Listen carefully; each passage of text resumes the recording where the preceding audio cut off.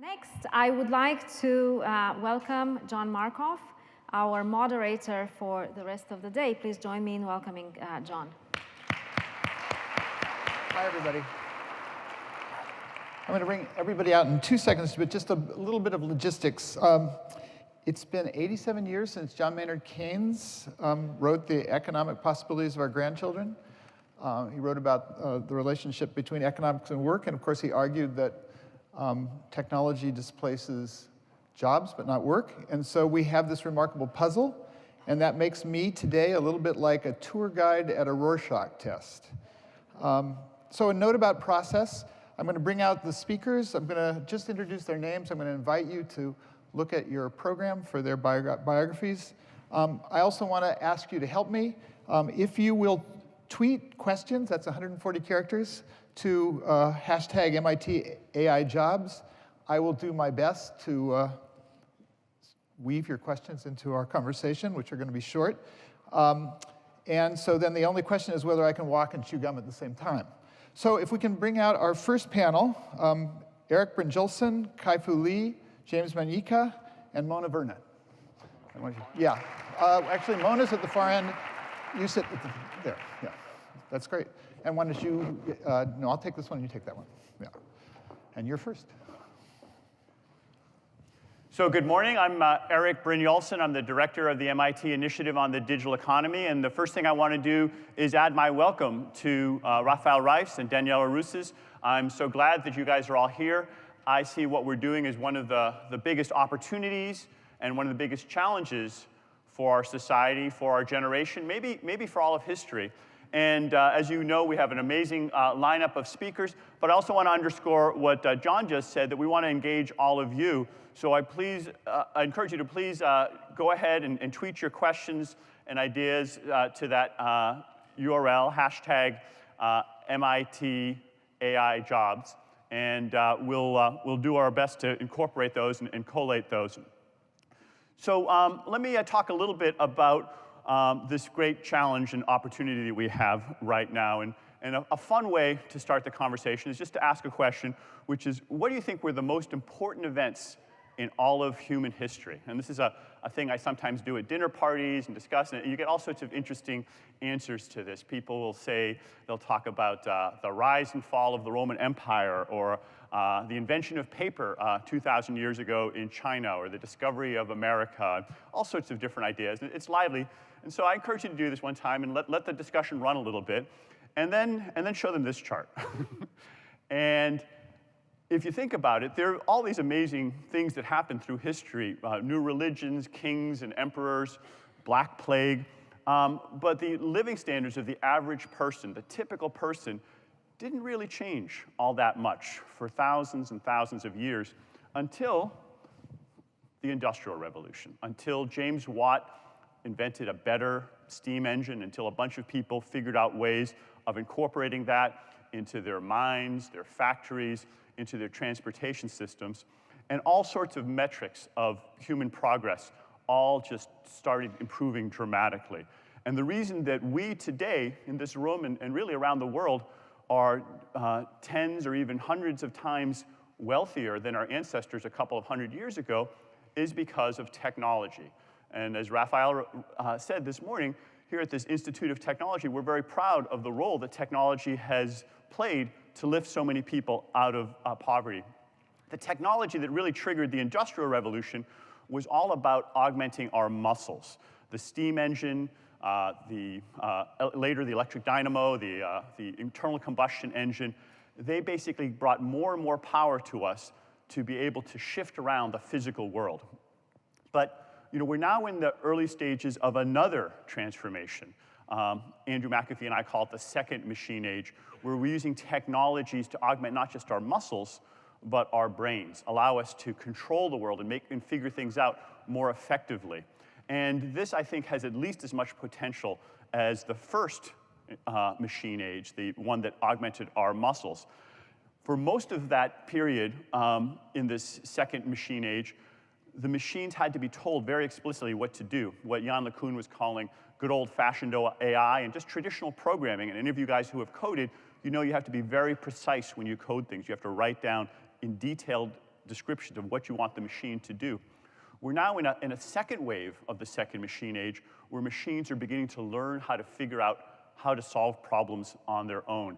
Jan gave a bunch of great examples. One of the ones that really was an aha moment for me was when a team at Google DeepMind developed a system to play Atari video games, something I wasted much of my youth doing.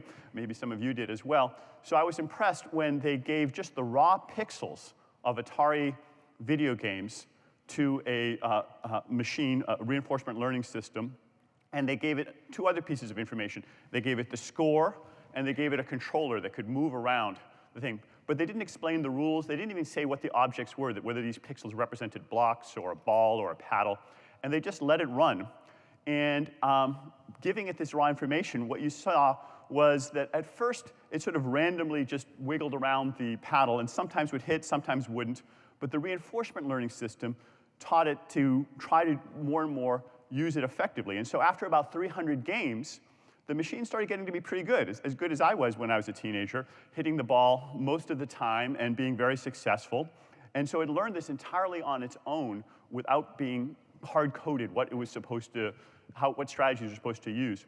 They let it run for another few hundred games, and it started figuring out new strategies that none of the programmers had figured out. For instance, it figured out how to send the ball around to the back of the thing there and get a lot more points. And the guys who wrote these reinforcement learning systems said they didn't even know you could do that strategy. That was something, obviously they hadn't spent enough time playing Breakout, but this is something that shows that a machine can learn on its own in remarkable ways. And these technologies now are being used not just to play video games, but to help cure cancer, to run data centers more effectively, and a whole host of other things we're going to hear about. We heard some in this morning. We'll hear more in the rest of the conference. But this is a real milestone in human history, and machine history, I guess, because we are now able to have machines that figure out how to solve problems on their own and potentially do a lot of things that make us all much wealthier and healthier and better off. But before we get to the other panelists, I just want to leave one last point, and we've heard about this a little bit this morning as well, which is that it's not all roses and butterflies. While labor productivity is up and it's at record levels in the United States and around the world, other economic indicators aren't doing as well. Andy McAfee and I wrote an article called The Great Decoupling that described how many of these economic indicators that used to be tightly coupled for most of the past couple hundred years, rising median income, rising employment, have now become decoupled. And although productivity continues to grow, median income, the income of the person at the 50th percentile in the United States, is basically the same now as it was in the 1990s. So most people have not participated in this gains. But I agree with what Raphael said, that this is not a function necessarily of the technology. This is a function of how we use the technology. And we have different ways of deploying the technology in different kinds of institutions, different investments we can make in education that lead to different sets of outcomes. Ultimately, we can create more inclusive innovation and more broadly shared prosperity, but we have to take on these challenges, not just of making amazing technologies, but also changing the future of work in a way that everybody benefits. So let me leave it at that and turn it over to the other panelists. Thank you. My name is Kai-Fu Lee. I'm a venture capitalist from China. We make investments in China and the United States, and about half of our investments are in artificial intelligence. So you've heard about the research aspect of AI, but I want to share that from a productization of AI, that's really the age that we're entering. Even if we freeze all the AI research right now, the existing technologies that are known to us, turned into products, applied to many domains, will generate a phenomenal amount of value for mankind. So as a venture capitalist, or as a large company that can harness these technologies and make money and build value from them, this is the golden age of AI. Now, of course, with the research, things will go even faster. The first picture shows from my company, Sinovation Ventures, what we see about the 4 waves of AI. They're not stages. They all happen together, not some earlier than others, but they're not sequential. The first wave can be considered the internet data wave. That is, AI is driven by data. The more data you have, the better off you are. And the first set of people who got huge amounts of data from us are the internet companies. Not only did we become data contributors, we became free data labelers. Every time you clicked on an Amazon result or a Google result, you're giving them training data to make their AI stronger. And that made them the first powerhouses in AI. In the US, that's Amazon, Microsoft, Facebook, Google. In China, it's Baidu, Tencent, Alibaba. And there are many more companies coming that way, building consumer internet applications, mining the data, and doing essentially big data AI to create a lot of value. That wave is happening right now, still very strongly. Probably the largest legacy that we'll know is that it has created these giant internet behemoths that may end up becoming monopolists or very powerful companies that will make it difficult for startups and professors. The second wave is the wave of commercial data. That is, companies like banks and insurance and hospitals have accumulated records, digital records, for the purpose of archiving or illegal reasons. Now they're sitting on a data mine, and that can be used for medical diagnosis, credit fraud, and so on and so forth. And that's a huge area that's emerging now. The third is, what about people who don't have digital data? Can they collect it and create applications that were not in place before? So Amazon Echo is in your living rooms collecting data right now. That wasn't possible 3 years ago. And as are the cameras in the shopping malls, airports, and so on, collecting data. And all that data can be built for smart home, intelligent traffic, smart city, the brain of a new city, and so on. That will revolutionize a lot of things. And then lastly is the full automation, robotics and autonomous vehicles. You've heard enough about that in the press. I won't go into it. They're increasing in difficulty, but they're all going to happen. Now, if we switch gears to the topic of today, that is the future of work, the first wave isn't much about work replacement. It's largely a productivity and something we enjoy as internet apps and websites. But the second wave will replace a lot of white-collar workers in legal, finance, and so on. And the third wave will replace even more people. And then the fourth wave will replace the blue-collar workforce. In my opinion, the white-collar workforce actually gets challenged first, the blue-collar later, different from what you see from a lot of industry reports. So let's make that practical. What really happens, let's look at the right side, for example. Those are 3 portfolio companies that we fund. So I'm not talking out of theory or anything, or not out of theory, but in real practice. So the first company we fund on this list is called Face++. You may have seen earlier this week, they obtained $460 million in funding, not valuation, but funding, because they have a massive amount of data that's making them probably the best face recognition and, in fact, human and gesture recognition and tracking company in the world.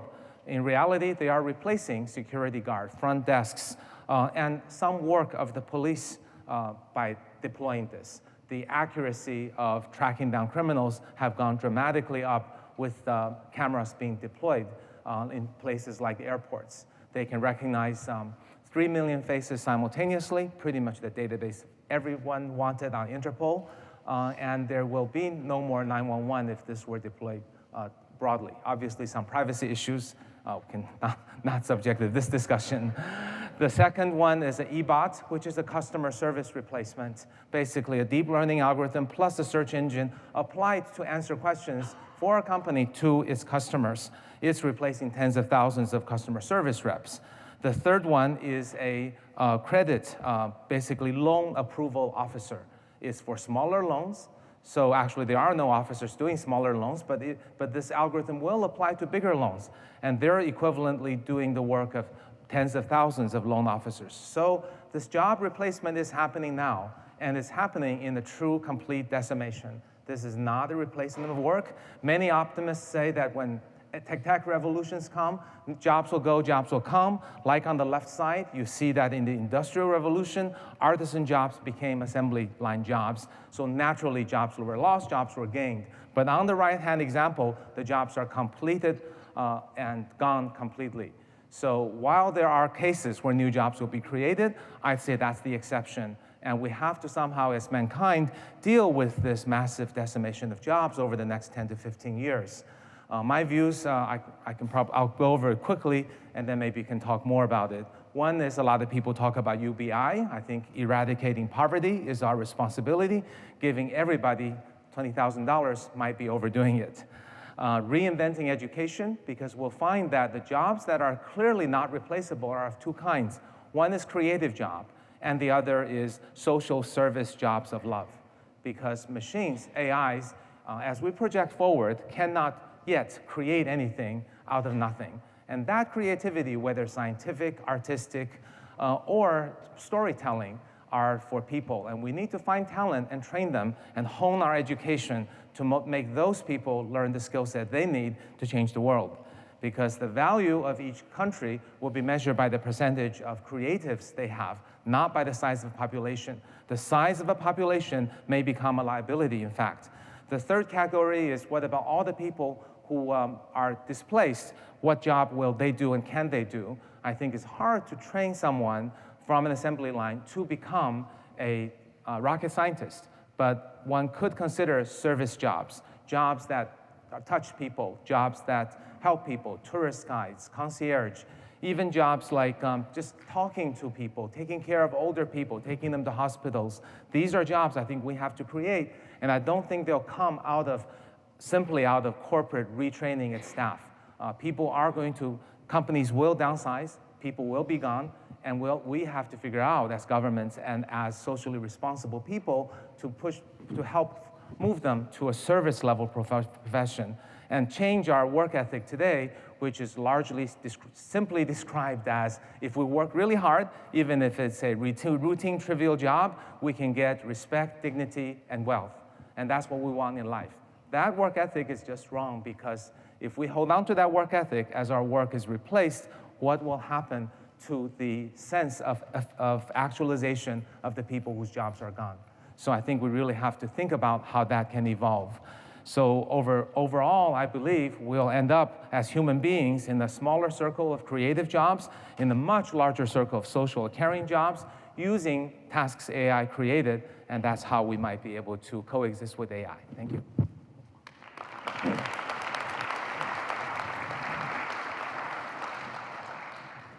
Thank you. My name is James Manyika. I think as you've heard from most of the talks today, I'm going to draw, by the way, on work that my colleagues and I do, quite frankly, with the help of some people in this room. I can actually see some of them in this room, and Andy and Erik among them. I'm going to talk about a couple things. I think, first of all, it's already very clear from the talks you've heard today that we've made amazing progress in AI, or autonomous systems, and robotics. In fact, we've made more progress than I ever imagined 20 years ago when I did my research in AI and robotics. The second thing that we've also heard, and I think Erik touched upon it, is that for the most part, this is actually brings huge benefits to businesses. We spend a lot of time working with companies and looking at all kinds of use cases, and undoubtedly, there's a plethora of use cases and applications that are going to enhance business performance, ability of businesses to predict, and so forth. It's also good for the economy in the sense that much of the productivity gains come from using and harnessing the power of these technologies and autonomous systems to contribute to productivity growth, which also contributes to economic growth. So good for businesses, good for the economy in that sense, and I think also good for society in the sense that a lot of these techniques are now making it possible for us to address and solve, if you like, societal moonshots. We're going to make a lot of progress in climate science, in healthcare, harnessing the power of these technologies. But I think the question on most people's minds these days is, what about work? As kind of the question. So this is all good for the economy, for business. What about work? We spent a fair amount of time looking at this question, and what we've done is taken almost a task activity level view of this. In the US economy, the BLS typically categorizes something like 828 occupation categories. There's data sets available out there, ONET being one, and a few others that capture something like over 2,000 activities. So we know what people actually do in those occupations. There's something like 18 or so different capabilities where you'd want to think about whether machines can do these things or not. They range from sensory activities to perception, cognitive tasks, but also physical, gross and motor skills and so forth. When you put all that together and try and understand how much of that will actually affect and impact activities that are done in the economy. What you come up with is something like this. At least that's what we came up with. This is based on what current technologies can do, and we put the activities here in roughly 8 categories. What you see is that the activities over to the right that are in the blue are the kind of categories of activities that are most easily automatable with today's currently demonstrated technologies, either technologies that are in labs at MIT and other places, or actual products. What you'll see, and those 3 categories are activities that involve collecting data in some form or fashion, processing data in some form or fashion, making sense of it, as well as physical work in highly structured environments. Turns out robots actually work pretty well when they're in very structured, lighting controlled, things laid out exactly where you want them to be, and so forth. Those activities on the right turn out to be a big chunk of what people actually do in the economy today. They make up 51%, this is US data, of what people actually do in the economy and what they get paid to do. The things over on the left in the orange, brown colors are the things that, at least for now, are harder to automate. So you already start to see that a big part of what people do could be automatable. This is just a fun chart. These are all, the dots here show occupations, and they indicate the proportion. So the higher up you are on the vertical scale is an indication of what proportion of your activities are technically easy to automate. If you're lower down, it means it's harder. A smaller proportion of what you do is easy to automate. And it's actually quite interesting where you see some activities. File clerks tend to be higher up on the scale because a lot of what they do is mostly computational in a very structured and highly easy to automate environment, fairly routine to some extent. Although you see that, for example, I think Kai-Fu made this point, people doing landscaping, groundskeeping work are much lower down because it turns out that even though we've made progress with physical robots that can operate in physical environments, that's still relatively harder to do. And by the way, these are typically people working in highly unstructured environments, so much harder to do. For fun, we thought we'd show where CEO was. But you start to see that there's an interesting view here as to what could be automated. The other point I'd like to make is this one, which is in some ways perhaps a bigger point. When we look at occupations and try to understand, so which occupations have close to most of their activities easily automatable? Turns out there's actually a relatively small number, at least based on today's technology. It's about 5% of the occupations.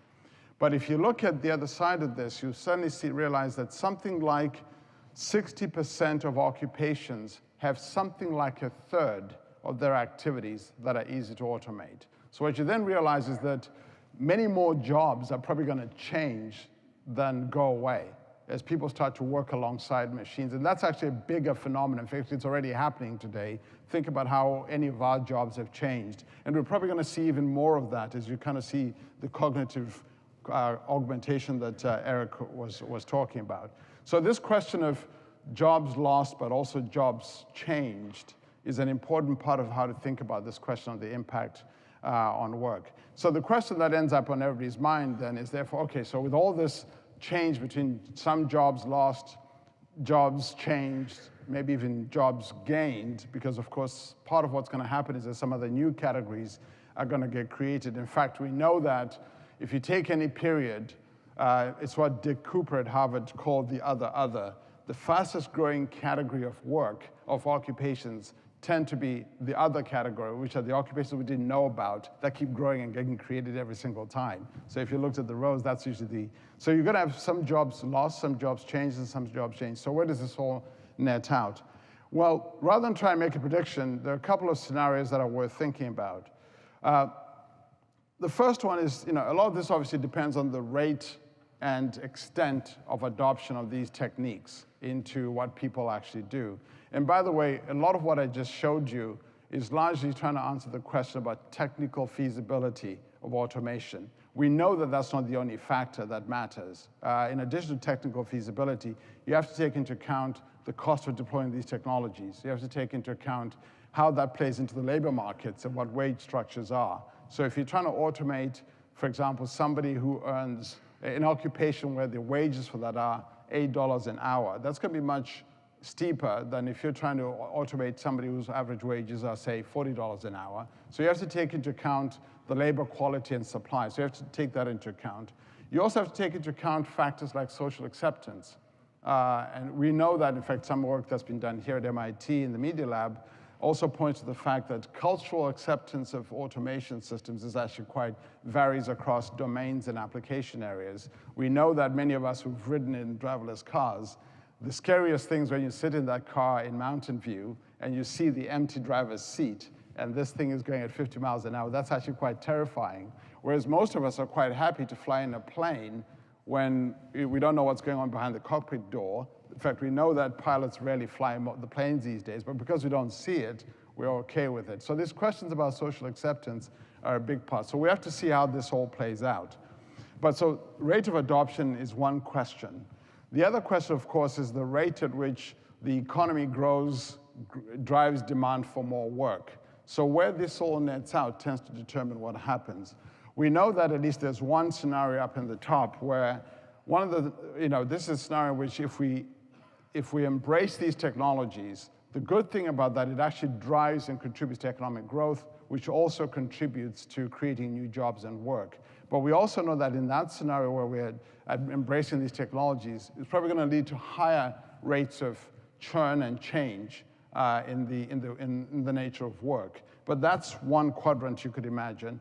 Another one you could imagine is a case in which the economy doesn't grow very much and demand for work actually stagnates or slows down, but we actually adopt all these technologies. That's perhaps a more worrisome future where you might imagine, if you like, jobless productivity, where we might actually have net job growth be low, but in fact we're getting the productivity efficiency benefits from these technologies. There's also another somewhat worrying scenario, which is in a case where we have much slower adoption of these technologies, which also then which slows down, if you like, the contributions to productivity and also which in turn lead to slower economic growth. But you can imagine in that world where there are more jobs available because we're moving through this much slower, but those jobs will tend to be, the churn is lower, but you might then start to worry about the nature of incomes, the rate of wages, what happens in a relatively slow growth economy and has all these other issues. Then of course there's a scenario in which we don't adopt these technologies at all. The economies don't grow at all, and you kind of have circular stagnation. So I think we can have a long debate about where we think we ought to end up and what should happen. But what we do know for sure are a couple of things. We know that the mix of work and occupations are going to change. We know that with the adoption of these technologies, there's categories of work that actually are very large in the economy today, that in fact, over time, they're likely to decline in terms of the share of them in the economy, and others, and I think Kai-Fu made this point, that are likely to grow. So we have to think about what that means as the occupation mix changes. We also have to think about the implications on skill and educational requirements, both because of the changing nature of mix of occupations, but also in terms of this idea of jobs changing. And then finally, we also have to think about what kind of educational requirements are going to be needed. We know that in advanced economies, it's quite likely that, in fact, the entry-level requirements are actually going to grow, are going to increase. So the kinds of jobs where we're going to need more people with higher levels of education and skills are only going to go up. Whereas in developing economies, you actually have a slightly different picture, but that's a story for another time. Let me stop at that point. Actually, let me skip a couple. Yeah, thank you. So this is a great segue to what I want to talk about. So I'm from Thomson Reuters, and I look after our R&D and AI. And one of the things we do, we're one of the second wave companies. We are in the commercial data business. But one of the things we look a lot at is how is work changing for knowledge workers. So we sell data to in the financial industry. We serve lawyers, accountants, people that are broadly in this knowledge work category. And I think the conversation around automation might be missing a nuance that's really important, which is the idea of providing cognitive augmentation for people. So we think about how do you take a lawyer and give him superpower. And I think if you look at that equation, then maybe the conversation around the future of work might be very different. So in our case, some of the things we are looking at quite a bit is advancing AI. creating more sophisticated solutions like building massive knowledge graphs, which my team has been working on. But really, the part I wanted to talk about here is that we've talked a lot about the demonstrated technology. So we have a great algorithm that can play Atari. That's awesome. In fact, I work with lots of universities, from University of Toronto to MIT to University of Waterloo to various things we see in the laboratory that is awesome. In fact, you can predict the likelihood that queries of humans can tell better than the CDC if there is a flu outbreak. Well, it turns out that demonstrating the technology is awesome and exciting. Getting it to the point where it becomes part of the way humans are augmented is a big leap. And I want to talk a little bit about that, since in my world, we have to go beyond the demonstration and actually make the thing work and be part of a tool. So one of the tools I wanted to describe here is, so Thomson Reuters has an army of brilliant journalists working around the world. And one of the things we did for them is figure out how to give them superpower. It turns out there is a problem called fake news that is kind of a big deal in the US these days. And one of the things that journalists have been doing, if you look at their workflow, is understand when there is breaking news by looking at social media. Well, it turns out that working with them, understanding the way they work, we've been able to use machine learning to give them a tool that is better than the human to help them identify breaking news in social media, and at the same time, basically assist them in identifying fake news from breaking news. So the journalist is still there, but he has better power, superpower. And I think that's the kind of example of things we're working for lawyers, for accountants, for financial advisors, and so on. So what I wanted to talk about, and something I've been thinking a lot about, is a few heuristics. Being an MIT alumni, I think about systems a lot. And so I wanted to talk a little bit about what I think AI is doing if you think about the firm. And I think AI is changing the architecture of the firm. So yes, technology development gives us the ability to answer great questions we couldn't answer otherwise. And because we have big data now, and we have this stronger, smarter compute power and lower storage cost, we can bring lots of noisy data and look at what it does in algorithm and answer those questions. That's really awesome. The thing is, there's a big leap between the art of the possible demonstration, the thing that gets us an awesome academic paper that gets the guys in my R&D lab really excited, to something that actually gives superpower to a lawyer over and over again. That is a big leap. And there is a reason why this is not happening, is that I think somewhere along the line, we forgot about this thing called industrial process control.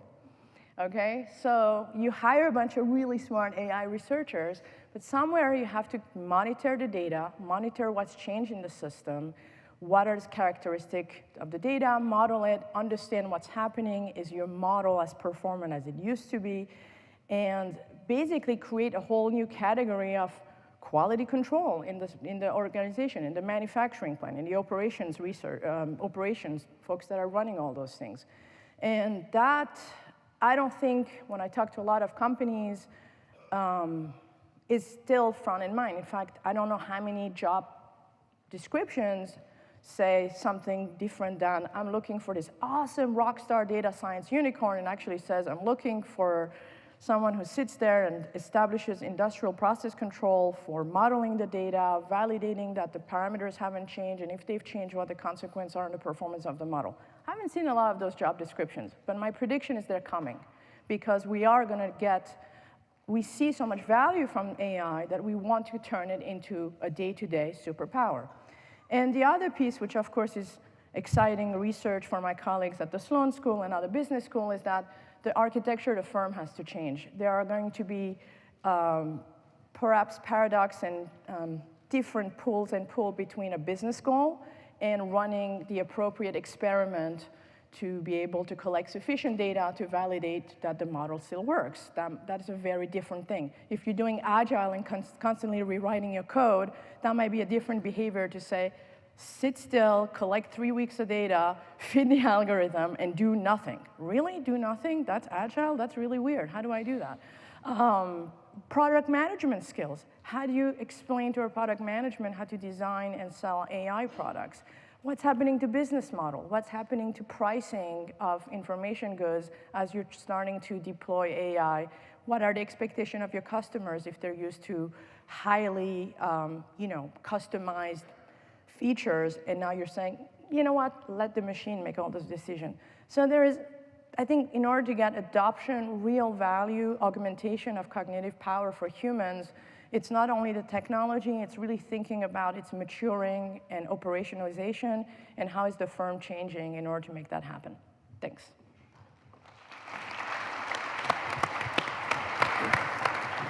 So this is great. We don't have complete consensus. But let's start with our title, The AI Revolution, Why Now? What it means and how to realize the potential. So Erik, why now? Well, that's a great question. And the question is this time different? And what is different now? And I think that there are three really powerful trends that have come together that really are driving this revolution. The first, as Kai-Fu mentioned, is just a lot more data. And we have so much digital data now. 20 years ago, most data was analog. Think of photographs or most of the other things. And that's the lifeblood, that's the driver of these new machine learning systems. The second thing is vastly more computer power. The computers today are hundreds of times more powerful than they were a few decades ago. We did the arithmetic, and some of the systems that now figure out voice recognition, if you ran them on 1990s vintage computers, they would have taken 250 years to run. So we have not just Moore's Law, but new processing chips like TPUs. And then last but not least is incredible improvements in some of the basic algorithms. People like Yann LeCun and Jeff Hinton and others have made some breakthroughs that allow us to use these technologies more effectively. So when you put those together, there's been roughly, in some categories, about a million-fold improvement between the vast increase in data availability, the more computational power, and the better algorithms. So for instance, recognizing pedestrians for self-driving cars, that is about 1 million times more accurate than it was in some of the early systems. And I'm very optimistic that this trend will continue to accelerate. Kai-Fu and James both talked about what would happen if we just froze technology and used today's automation technologies, and all the jobs and the economy would be affected. And I agree with what they're saying. But of course, the technology is not frozen. I think that those three trends I just mentioned are not stopping with the Internet of Things and continued progress in computers and new architectures. And of course, far more people going into the field. There are 10 times, if you look at the charts of people going into AI research, it's almost an exponential trend itself. And each of them are inventing new ways of using the technology. So let's stay on this theme a little bit longer. Kai-Fu, let me push back just a little bit. We've had integrated circuits for 70 years. We've had microprocessors for 60 years. To take a question from David Otter, an MIT labor economist, why are there still so many jobs now? Well, the current generation of GPU plus CPU is, as Erik said, so much more powerful than during the days when I was doing my PhD, right? I thought Erik was talking about me, that it literally took us several days to recognize one sentence of speech. So you were doing that 250 I was doing years. yes. And in fact, I think back then it was impossible to do the experiments that are being done now with the massive amounts of data and training. And that's just with the data that we can collect and use. There's a lot of applications we don't yet think about that will further push this out. Imagine, I think the computation will probably increase another 1 million times in just the next few years with all the applications we can't imagine. Not that the CPUs will get faster, but their proliferation. All of our phones will be able to do deep learning. Our traffic lights will be hooked up. As an example, recently in China, one company basically put cameras to see what cars were going where, and use that to modulate the traffic lights. And the time to destination was reduced 15% for the drivers on the road during busy hours. So and that kind of application, you can imagine, needs all kinds of sensors on cars, roads, everywhere. So the age of IoT will come, and that level of computing will be even 1 million times more than now. And we're 1 million times more than when I did my thesis. So I think the computation problem will be solved. James, let me ask you just a little bit about task automation. So James Besson at Boston University has done a fascinating piece of research where he points out that there's actually a positive correlation in these SIC codes between the degree of automation and the rate of job growth, which is totally counterintuitive. Did you find that in your research, and does it mean if we're automating tasks that actually the number of jobs will grow overall? So short answer is yes, that correlation is actually the case. And I think the reason why, to David Otter's question about why they still work, I think there's at least 2 or 3 reasons I can think of. One is the fact that economies grow. And there's always a level of dynamism and new job creation and shifts. Think about what happened when people moved from agriculture to manufacturing and then now to the service economy. So we're always creating new occupations and new jobs. The other thing to keep in mind is that it's one thing to talk about technical feasibility. It's quite another to think about the economics and deployment and how this plays out in the labor markets. One way to think about that as an example is think about the electric car. When did we demonstrate it was technically feasible to build an electric vehicle? 4 or 5 decades ago. When did they actually show up on the street? A decade or less ago. Because what happened between those 2 points was we needed to build systems that actually worked and within certain cost parameters and certain performance parameters. And there's all these kind of replacement questions and rates that kick into the pace of adoption. So when you talk about the rate at which the technologies are going to be adopted and become pervasive, that's actually much slower than the rate of technical feasibility to do these tasks. So that's actually one reason. But your point about tasks is, as I said, one of the things that's interesting is that, there are going to be fewer instances where we're automating entire jobs relative to partial automation. And we know that when people work alongside machines, often magic happens. There's higher productivity, but that also raises the skill requirements. And so to the extent that we can up the skill requirements and, in fact, create demand for work, we will create jobs. So I'm actually less worried about will there be enough work. I'm worried about other things. I'm worried about the skill gaps and the transitions and how we deal with that, and I worry about the income effects. But I'm less worried about the will there be enough jobs question. Erik, quickly, and then I have a question for Well, I just want to push back on the premise of that question a little bit. Yes, there are lots of jobs created, but as I showed in that chart, they weren't necessarily good jobs. And so a lot of the median income actually has been falling. So there have been a lot of people struggling. It's not like it's been great over the past 40 years. And you go back to the 1800s, people say, well, we survived that industry. There was this period of about 30 or 40 years, Engels' pause, some people call it, where wages did not rise, and there was, near revolution, or was revolution in some countries.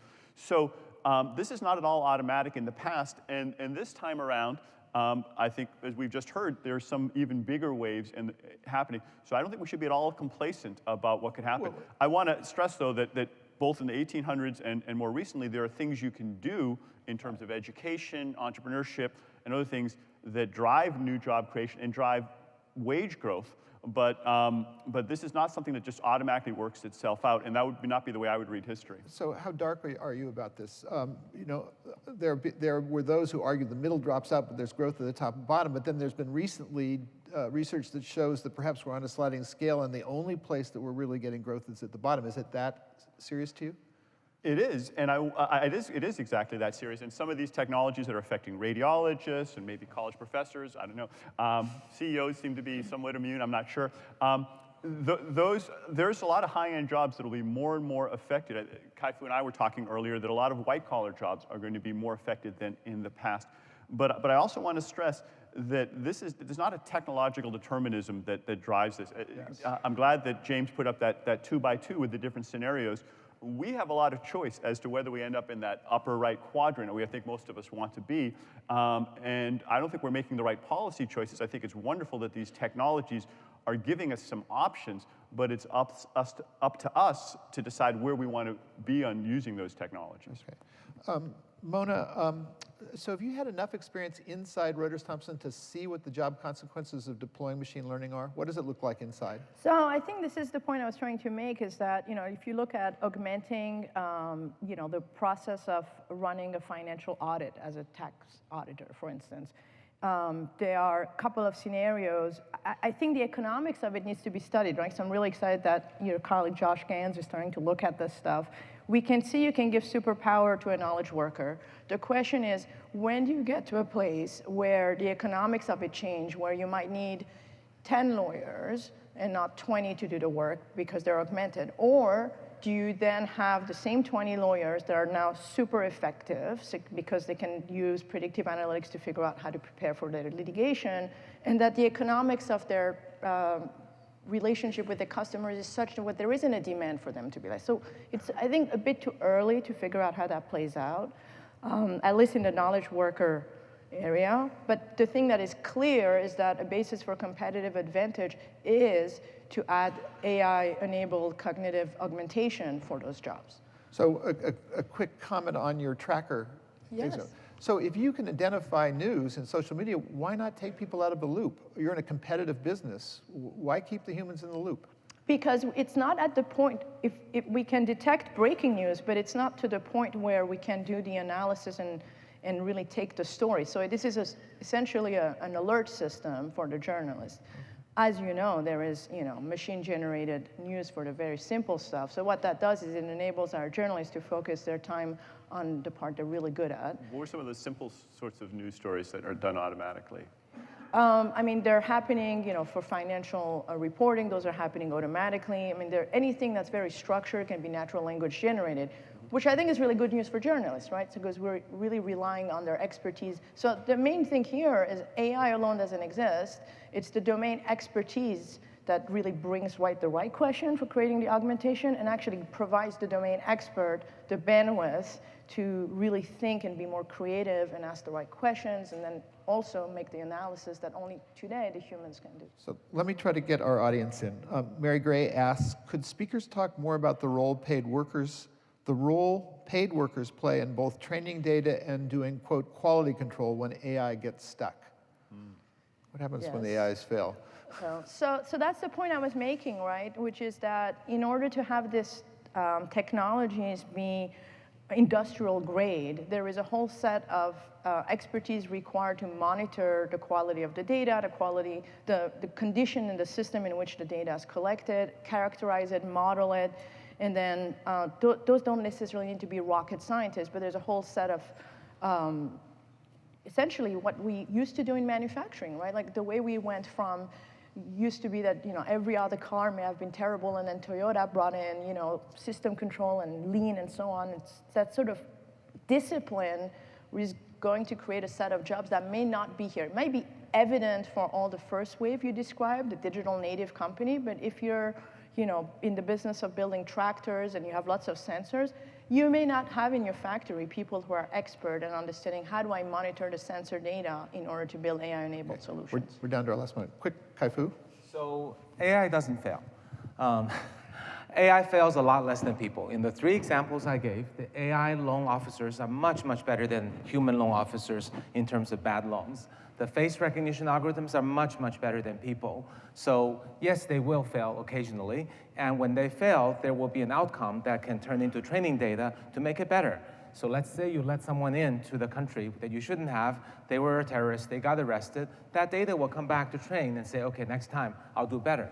Say you gave a loan and someone didn't repay. That data will come back to train. So AI will keep it getting better, unlike people. But you need a human to identify the new data set. Today, the machine cannot find the wrong data set. In these 2 applications, you do not, because it's the outcome driven. My watch is buzzing. We are whether a human thinks you're a good loan or a good risk is not relevant. Whether you repay or not is what's relevant. So thank our panel, and we're going to take a quick 5-minute break, and we'll be back to try to get a little bit back on time this morning. Thank you.